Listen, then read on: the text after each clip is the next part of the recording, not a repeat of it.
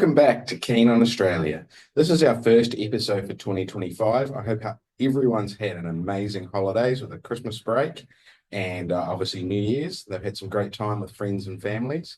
Maybe some of you are talking about decisions to move to Australia over this 2025 period.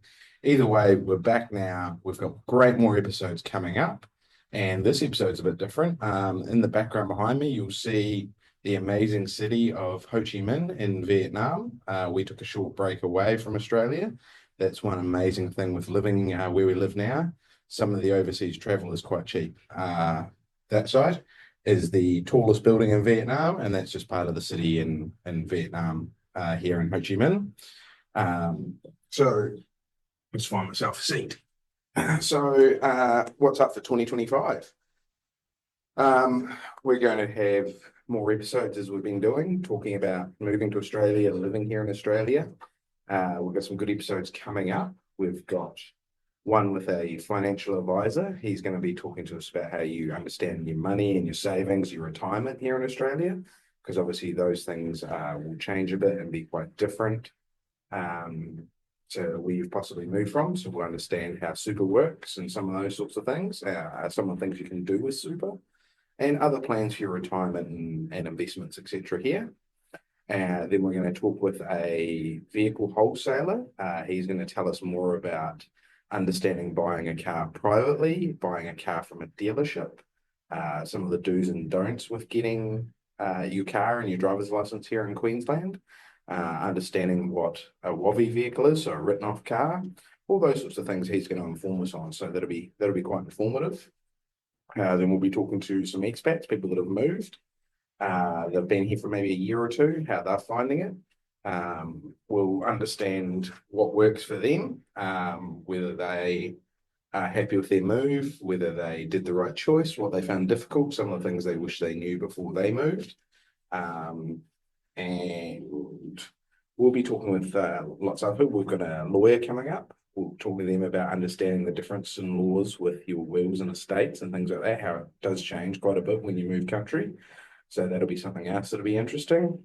Obviously, anything that comes up, if you guys have questions, we've got our Facebook page, we've got all of our podcasts that you can ask on. Anything you want to know, if you reach out to us and ask the question, that's how we find the guests that we want. Some of the guests we're on a hunt for at the moment, we're trying to find someone from an international shipping company that moves goods, or possibly cars and vehicles as well, so we can talk to them about the process, the costs. We're looking for people that can help with the move for people.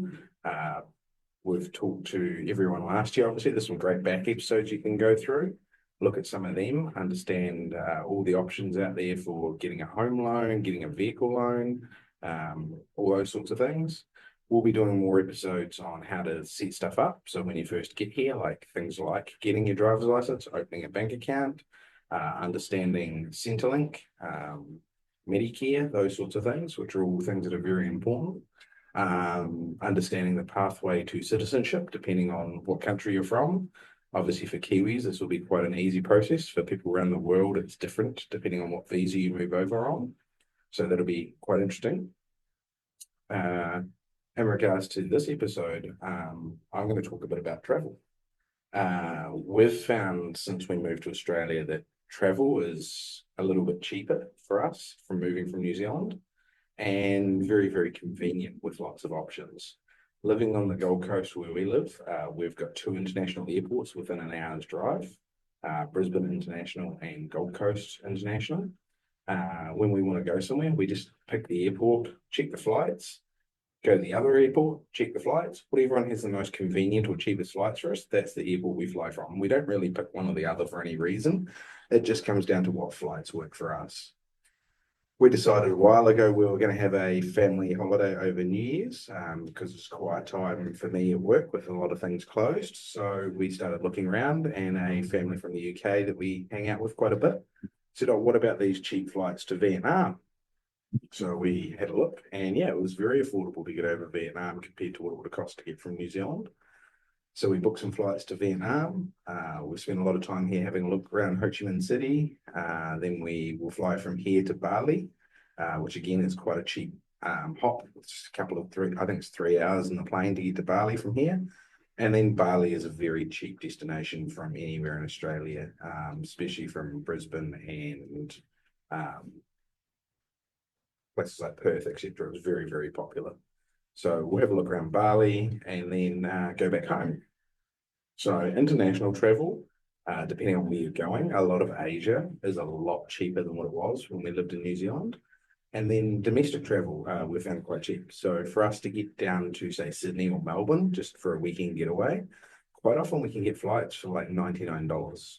Um, so that's quite easy to do with the two big airports. Obviously, if they're big weekends, like the Melbourne F1 weekend or that, the flights get a bit expensive, or if they're something else is on, or maybe last minute. But if you pick the time and you're not super worried when you go, there's lots of weekends you can get away to places like Melbourne and Sydney quite cheaply. The smaller airports do cost a bit more to get to. So obviously, if you stay at the bigger centres, we're going up to Cairns later this year, and that was a bit more expensive. Still not bad though. Family of four. I think we got about 1,400 return. So that's it's still not cheap, but it's not bad for four of us. But Sydney and back, we can quite often do that for around sort of $800 return, or Melbourne and back, maybe up to $1,000, just depending on the time. And then hotel accommodation in that is obviously a little bit more expensive in those cities. There's some good options with Airbnb and Booking.com and those sorts of things, but it's not too bad. And then we did a lot of camping last year. We actually bought a caravan and we spent some time traveling around Queensland. We found the camping parks very, very good. We didn't stay in too many of the mainstream ones. We stayed in ones a bit more out and a bit more privately owned. We did stay in a couple of the big ones, but they are quite a lot more expensive. But we toured all the way up as far as Gladstone. We stayed in a place called Tannum Sands. And then we worked our way back down the coast and had a look at all the little towns like Bundaberg and places like that, Harvey Bay, and just generally had a look around. And then we went inland a bit from where we are, and we had a look in places like Big Riggin and Rathdowney and places like that. Found some great lakes and stuff to take the jet ski out to. We'll go back there again with the jet ski because it's only maybe an hour and a half drive from home, so it's very easy to go spend a day out there. And we've also found some places this year we might try and explore with a four-wheel drive with a rooftop tent. There's some amazing options like going out to Fraser Island and some of the other tracks and tours. We may even consider doing Cape York, which is the very top tip of Queensland. But we'll just see how we go with that one. That's quite a big commitment to do that trip. So we're going to travel around a bit like that. And then we've also looked at other international options for the year, maybe, if we can save up and do another international holiday, because they do come up quite cheap. It seemed to quieten down a bit, but there was lots of cheap Japanese holidays last year. They were offering heaps of flights, especially out of the Gold Coast, to get you to Japan very cheaply, into Tokyo. And then we'll just see what else comes up. There's lots of places here in Australia we'd still love to explore. With it being such a big country, it's unreal to you've lived here and understand. Like we drove nearly 10 hours up to Queensland and we still weren't halfway. There was still another 12, 13 hours to get to the top of Queensland. That's just the one state. We will try and get over to Perth at some point. It looks very interesting to get over to the other coast and have a look what's over there. We've never been to Perth, so that's on the look. But it is quite a journey to get to Perth. It's about a 5 to 6 hour flight from Brisbane. So it just gives you an idea of how big Australia actually is when it's 6 hours just to fly to the other side of the country. Where it wasn't much further for us to fly all the way to Vietnam. So Perth is on the option at some point, but we're just finding that basic holidays and that are great. The other one you can keep an eye out for is staycations. Living on the Gold Coast, there is amazing holiday resorts and options like that. They have got a lot more expensive since COVID, but they still have times where they come up where they're a bit quieter and you get deals, or there's like the Booking.com deals and things like that. So we always keep an eye on things like that because there's some pretty great locations still to do staycations here on the Gold Coast, or other cities close by. Things like the Sunshine Coast, they're quite a good option. Go up there, have a look at Australia Zoo, have a bit of hang around. But yeah, we'll just see what happens. We've got very busy with helping people move, so we probably haven't had as much holiday time this year as we'd like. But we're trying to fit more in because that's one of the reasons we moved to Australia is for the amazing lifestyle and to have a look around and tour and travel. I have been following pages and links to people that are doing full laps of Australia. So they buy a big caravan and a truck or a four-wheel drive, and they literally drive the entire length of Australia. Most people are taking about a year to do this, stopping off in different places, looking, working, all those sorts of things, and finding what the entire country's like. It's something I'd love to do at some point in our life. I don't know when, because there's no way at the moment I could take a year off work.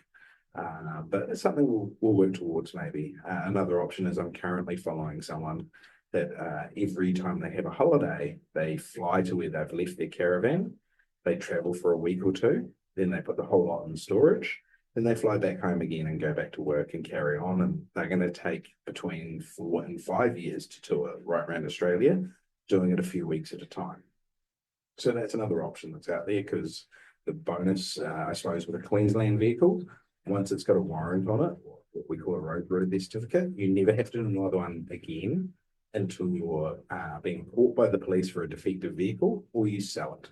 So as long as you keep your vehicle in good condition, you don't actually have to call in back to Queensland to get a warrant on a light vehicle.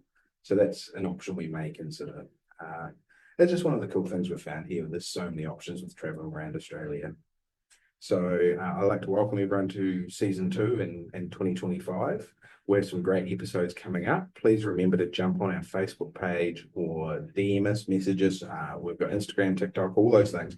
Anything you need to reach out to us, ask your questions, and we'll get the people on the show to answer them for you. We always can try and find the right professional to answer people's questions. So we love helping people out with the move to Australia. So hopefully they can enjoy it as much as us. Keep following us on Spotify or your chosen platform, and we'll be putting out more episodes of Keen on Australia soon. We look forward to having you all back.